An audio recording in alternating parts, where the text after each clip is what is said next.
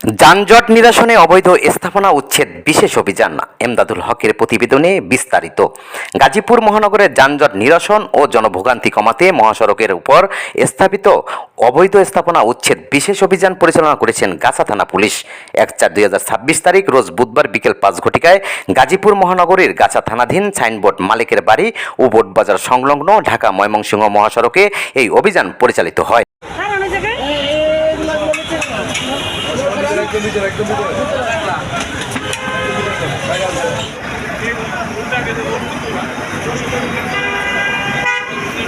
Gazipur metropolitan police কমিশনারের বিশেষ নির্দেশনায় মহাসড়কের শৃঙ্খলা ফিরিয়ে আনতে পদক্ষেপ নেওয়া হয়েছে।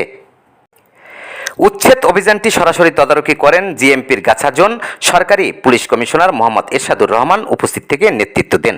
এছাড়া গাছা থানার officer in charge OC Mohammad Ohiduzzaman ও তদন্ত পরিদর্শক আব্দুল আওয়াল সর্দার এবং আব্দুল ইবনে সাইদ সেকেন্ড অফিসার গাছা থানা উপস্থিত ছিলেন।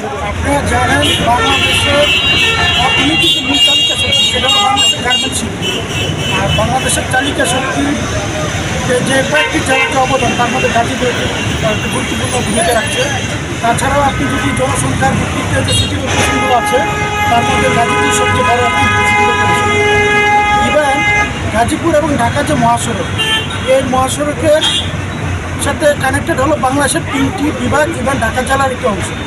এই 3টি বিভাগের যে সংযোগস্থলে আপনার বিভিন্ন অল্প থেকে শুরু করে তারপর ফুটপাত দখল, এটা কেন মূলত যানজটটা সৃষ্টি হচ্ছে। এতে করে আমাদের যে অর্থনীতির চালিকা শক্তি যানজট শিল্প এটাতে যেমন ব্যাঘাত করছে, ইন দ্য সেম ওয়ে আমাদের যে টোটালের মানুষের যে নির্বিঘ্নে যাতায়াত এবং বিভিন্ন পরিবহন সেক্টরের যে বিভিন্ন যাতায়াতের দরকার সেটাতে যানজটের কোনো অর্থনৈতিক বিষয়টা তৈরি হচ্ছে।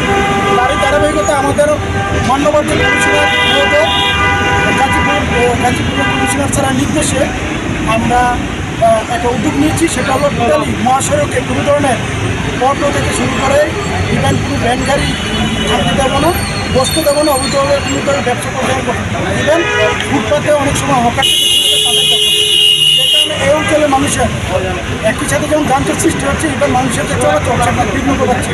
আমরা সেটা জনগণের কথা চিন্তা করে আমরা সর্বোচ্চ আমাদের এই অভিযান অব্যাহত থাকবে ইনশাল্লাহ। এখন আপনারা দেখবেন মালিকের বাড়ি থেকে শুরু করে সাইনবোর্ড ফুটবাজার আমার যে আওতাধীন এলাকায় আমরা এগুলো টোটালি ফুটপাত মুক্ত করবো এবং ভ্যান এগুলোকে আমরা টোটালি মহাসড়ক থেকে উঠিয়ে দেবো। বাট আমাদের এই অভিযান ঈদের আগে শুরু হয়েছিল। আমাদের যেহেতু এই অঞ্চলে যেহেতু একটা বিরাট একটা মানুষের বসবাস, আমরা আমাদের কমিশন স্যারের নির্দেশনা ছিল যে অ্যাটলিস্ট মহাসড়কটার জন্য আমরা একটা নির্বিঘ্ন রাখতে পারি।